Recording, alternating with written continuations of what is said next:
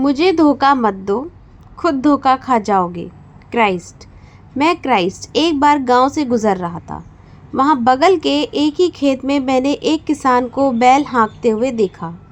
आश्चर्य यह है कि वह बैलों को हाँक भी रहा था और उन्हें गालियां भी दिए जा रहा था।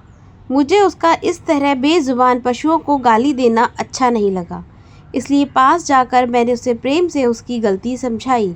सीधा किसान था, बेचारे ने तुरंत अपने व्यवहार के लिए क्षमा मांग ली। यही नहीं, उसने आइंदा अपने बैलों को गालियां नहीं देने का वचन भी दिया। खैर, मैं उस दिन तो उसे समझाकर चलता बना, परंतु करीब 6 माह के बाद मेरा फिर उस गांव से गुजरना हुआ। अब की मैंने दूर से ही उस किसान को अपने खेत में बैलों को हाँकते देखा। आश्चर्य यह है कि अब भी बैलों को ज़ोर ज़ोर से गालियां देकर ही हाँक रहा था। मैं बड़ा दुखी हुआ, सो सीधे उसकी तरफ रुख किया। उधर जैसे ही उसके निकट पहुंचा, उसने भी मुझे देखते ही पहचान लिया। थोड़ा घबराया भी, लेकिन जल्द ही संभलते हुए बैलों को संबोधित करते हुए बोला, मेरे प्यारे बैलों, मैंने अभी तुम्हें जो गालियां दी, वैसे ही मैं क्राइस्ट से मिलने से पूर्व तुम्हें दिया करता था। बस आज तो मैंने तुम्हें उन गालियों की याद दिलवाई। सो मेरे बच्चों, क्राइस्ट का धन्यवाद मानो जो तुम्हें गालियां सुनने से छुटकारा मिल गया।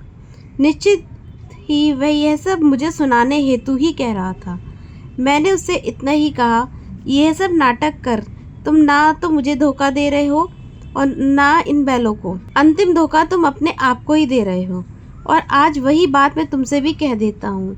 यह चर्च जाकर, बाइबल पढ़कर, क्रिसमस मनाकर आप मुझे याद करने के जिस भ्रम में डालने की कोशिश कर रहे हैं, उससे तो मैं ज़रा सा भी भ्रमित नहीं हो रहा हूँ।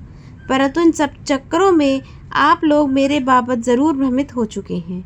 सो आपके जीवन के लिए बेहतर होगा कि यदि आप लोग मुझे भ्रमित करने की कोशिश करने के बजाय मेरी बातों और मेरे जीवन दर्शन को अपनाने की कोशिश करें, तो आपका उद्धार हो जाएगा। मॉरल: दरअसल आप सबके भीतर उनकी आत्मा, उनका कॉन्शियस है और उनका दृष्टा बनकर बैठी हुई है, मतलब आपका दृष्टा बनकर बैठी हुई है।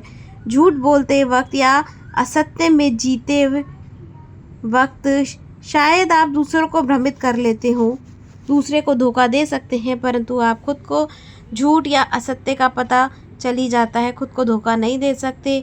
और आपकी जवाबदेही अपनी आत्मा के प्रति है। जब उससे कुछ छिपता नहीं, जब आपको धोखा दिया जा सकता नहीं, तो फिर बिना मतलब के बाहरी लोगों से छिपाने का या उन्हें धोखे में रखने का क्या तुक है। अपना व्यवहार अच्छा रखिए, क्योंकि हमें हर कर्म का परिणाम भुगतना ही पड़ता है। गाली देना, झूठ बोलना या धोखाधड़ी करना बहुत बुरा होता है, इसलिए हमें हमेशा सच्चाई के मार्ग पर चलना चाहिए और अपने व्यवहार को निर्मल रखना चाहिए। आई होप आपको इस कहानी से काफ़ी कुछ सीखने को मिला होगा।